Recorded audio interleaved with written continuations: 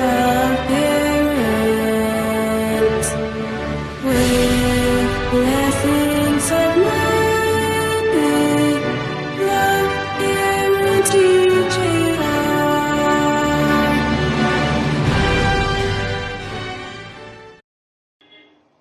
நம்முடைய பிதாவாகிய கடவுளிடமிருந்தும் ஆண்டவராகிய இயேசு கிறிஸ்துவிடமிருந்தும் உங்கள் அனைவருக்கும் கிருபையும் சமாதானமும் உண்டாவதாக. ஆமேன். சகல பரிசுத்தவான்களின் திருநாள், ஆல் செயின்ட்ஸ் டே. இன்றைய நாளின் சற்ற தியானத்திற்காக குறிக்கப்பட்டுள்ள திருமறை பகுதி, அது பரிசுத்த மத்தேயுவின் நற்செய்தி 5ஆம் அதிகாரம் 10ஆம் வசனம் தொடங்கி 12ஆம் வசனத்தின் முற்பகுதி வரைக்கும். மத்தேயு 5ஆம் அதிகாரம் 10ஆம் வசனம் தொடங்கி 12ஆம் வசனம் முடிய உள்ள பகுதி. அது நாம் இப்பொழுது வாசித்து நாம் அதன் பேரிலே சுருக்கமாக தியானம் செய்வோம். நீதி நிமித்தம் துன்பப்படுகிறவர்கள் பாக்கியவான்கள், பரலோக ராஜ்யம் அவர்களுடையது. என் நிமித்தம் உங்களை நிந்தித்து துன்பப்படுத்தி பலவித தீமையான மொழிகளையும் உங்கள் பேரில் பொய்யாய் சொல்வார்களானால் பாக்கியவான்களாய் இருப்பீர்கள். சந்தோஷப்பட்டு களி கூறுங்கள், பரலோகத்தில் உங்கள் பலன் மிகுதியாயிருக்கும் என்பதுவே. கிறிஸ்துவுக்குள் பிரியமானவர்களே, இன்று அனைத்து தூயோர்களின் திருநாளாக திருச்சபை ஆசரிக்கின்றது. நாம் இந்த திருநாளை குறித்து நாம் அருளுரைக்குள்ளாக செல்வதற்கு முன்பதாக இந்த அனைத்து தூயோர்களின் திருநாளை குறித்ததான ஒரு விளக்கத்தை நாம் கண்டுகொள்வது நலமாயிருக்கும் என்று நான் நினைக்கின்றேன். இது ஆரம்ப நாட்களிலே லுத்தரன் திருச்சபை அல்லாத மற்ற திருச்சபைகள் இந்த நாட்களை ஆசரித்து வந்தது. பிற்பாடாக லுத்தரன் திருச்சபை இதிலே ஆசரிக்கின்றது. இந்த திருநாளை நவம்பர் திங்கள் 1 தேதி கொண்டாடுகின்றோம். இந்த திருநாளுடைய தேதி மாறுவது கிடையாது. இந்த திருநாள் 4ஆம் கிரகரி என்கின்ற போப்பரசரால் 835ஆம் ஆண்டு அறிமுகம் செய்யப்பட்டது. திருச்சபையின் தொடக்க காலத்தில், அதாவது 360ஆம் ஆண்டில் இரத்த சாட்சிகளின் நினைவு திருநாள் என்றும் கொண்டாடப்பட்டது.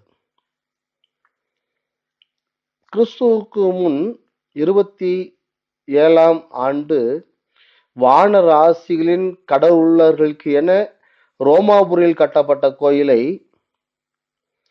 கிபி 610 இருந்த 4வது போனிஃபஸ் என்ற போப் அரசர் மறுபடியும் தனிப்படுத்தி, அதாவது ரீடெடிகேட் செய்து மரியாளையும் இரத்த சாட்சிகளையும் கௌரவப்படுத்தினார். அவருக்கு காலத்தால் பிந்தின 7வது கிரகரி என்னும் போப்பரசர் இந்த நாளை இரத்த சாட்சிகளின் திருநாள் என்றில்லாமல் சகல பரிசுத்தவான்களின் திருநாள் என்று பெயரை சூட்டினார். அது முதல் இரத்த சாட்சி என்ற சொல் வழக்கு இத்திருநாளிலிருந்து நீக்கப்பட்டது. சகல பரிசுத்தர்கள் என்பது நம்மை விட்டு பிரிந்த எல்லா கிறிஸ்துவ விசுவாசிகளையும் குறிக்கிறது. இவர்கள் கிறிஸ்துவின் கிருபையில் தங்களை மறைத்து கொண்டவர்கள். இத்திருநாளை மிகுதியான திருச்சபைகள் கொண்டாடுகின்றன. சகல பரிசுத்தவான்களின் திருநாளுக்கான மன்றாட்டு கவிதை நடையில் இன்பமாக அமைந்துள்ளது. கிறிஸ்துவின் ஞான சரீரத்தில் ஒன்றாக இணைந்து என்ற அனுபவம் பரிசுத்தவான்கள் என்பதற்கான சிறந்த விளக்கமாக அமைந்திருக்கின்றது. இந்நாளுக்கான சுவிசேஷ பகுதி இம்மையின் பரிசுத்தவான்களின் தன்மையை பற்றியும், நிருப பகுதியில் மறுமையில் பரிசுத்தவான்களின் நிலைமை பற்றியும் பேசுகின்றது. ஆக இந்த முன்னுரையோடு கூட நாம் இந்த நாளை ஆசரிக்க முனைந்தோம் என்று சொன்னால் அதனுடைய உள் ஆழம் நமக்கு தெளிவாக புரியும். இன்றைய சிந்தனைக்குரிய வசனமாகிய இந்த பாக்கிய வசனங்கள் ஒரு பகுதியாகிய மலை பிரசங்கத்தின் இறுதி பகுதி நமக்கு கொடுக்கப்பட்டிருக்கிறது. பரிசுத்த நிலையே பாக்கிய நிலை எனவும் பரிசுத்தவான்களே பாக்கியவான்கள் எனவும் அதில் இருக்கும் வசனம் குறிப்பிடுகின்றது. கிறிஸ்துவுக்குள் பிரியமானவர்களே, நம்முடைய வாழ்வோ, அதாவது நம்முடைய குடியிருப்போ பரலோகத்தில் இருக்கிறது. நாம் பூலோக வாசிகளாக இருந்த போதிலும் பரலோக ராஜ்யத்தின் குடிமக்கள், அதாவது பிரஜைகள். இப்படிப்பட்ட பாக்கிய நிலையை அடைய அழைக்கப்பட்டவர்களாக நாம் இருக்கின்றோம். அப்படி அழைக்கப்பட்ட நமக்கான அன்பு கடமைகள் என்னவென்றால், முதலாவது, இரக்கமில்லா உலகத்திலே இரக்கமுடையோராய் இருப்பது. அப்படியானால் இரக்கம் பெறும் வழி எது? அன்பின் கிரியைகளை செய்தல். லூக்கா 10:37 அடிப்படையிலே நல்ல சமாரியனை போன்று ஏழைகளுக்கு இறங்குதல். இரண்டாவது காரியம், தூய்மையற்ற உலகிலே மகா தூய்மையுடையோராய் இருத்தல்.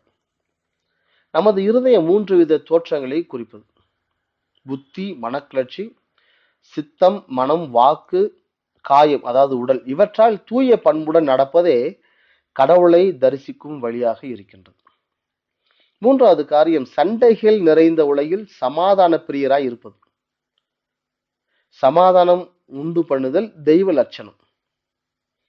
கடவுள் சமாதானத்திற்கு ஊற்றும் காரணராய் இருக்கின்றார். அவர் புத்தி கெட்டாத சமாதானத்தை தருபவர். அவர் துணை கொண்டு சமாதான வாழ்க்கை நடத்துவதே கடவுளின் பிள்ளைகளாகும் வழி.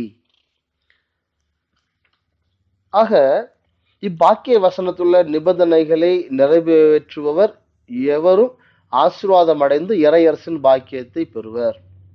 கிறிஸ்துவுக்குள் பிரியமானவர்களே, இந்த நாளில் ஆண்டவர் நமக்கான சில கேள்விகளை முன்வைக்கின்றார். அவர் என்ன கேள்விகளை முன்வைக்கின்றார் என்று சொன்னால், முதலாவது, நீ இருதயத்தில் சுத்தம் உள்ளவனா? 8ஆம் வசனத்தின் அடிப்படையில். இரண்டாவது, ஊழியம் செய்ய ஆயத்தமா இருக்கின்றாயா? 7ஆம் வசனம் தொடங்கி 9ஆம் வசனம் முடிய. மூன்றாவது, கிறிஸ்துவின் பாடு அனுபவிக்க விரும்புகின்றாயா? 10ஆம் வசனம் தொடங்கி 12ஆம் வசனம் வரைக்கும். இந்த கேள்விகளை ஆண்டவர் இந்த நாளிலே நமக்கு முன்னாக வைக்கின்றார். இந்த கேள்விகளை நாம் இன்றைக்கு நமக்குள்ளாக கேட்டு தெளிந்து கொள்ள நாம் இன்றைக்கு முனைய வேண்டும். ஆக சகல பரிசுத்தவான்களாய் நாமும் இந்த உலகத்திலே வாழ அழைக்கப்படுகின்றோம். நிறைவாக கடவுளை தரிசித்து அவரால் இரக்கம் பெற்று அவர் பிள்ளையாய் பிழைத்து பெரும் பேறு பெறுவோம். கர்த்தர் தாமே இந்த வார்த்தையிலே ஆசீர்வதித்து வழிநடத்தி காப்பாராக. ஆமேன்.